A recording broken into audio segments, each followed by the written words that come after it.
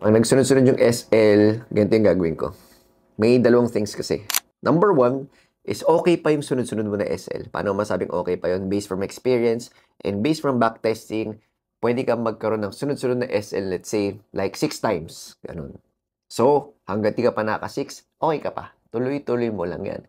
Pero, once na dumating na siya sa 7, 8, 9, 10, ayan, ganito ang gagawin mo. Number one is kailangan mong magbaba ng risk. Kailangan mo from 1%, pwede mong gawing 0.5 na lang muna. Bakit? Pwede kasi na hindi mo season or nagpapalit ng season yung market, kaya nagsusunod-sunod yung SL mo. Next is, i-check mo rin yung mga trades mo kung talaga bang nasusunod mo yung trading plan mo. At kung hindi, sunurin mo yung trading plan mo. Number 3, kung talaga naman sinusunod mo yung trading plan mo, pero nagsunod-sunod pa rin yung tala mo, kailangan mo bumalik sa sobrang basics. Ano yung sobrang basics? Number 1, pwede kang mag 1:1 risk to reward ratio muna. Pwede mong gawin is malayo SL mo, tapos yung TP mo, same lang din yung layo.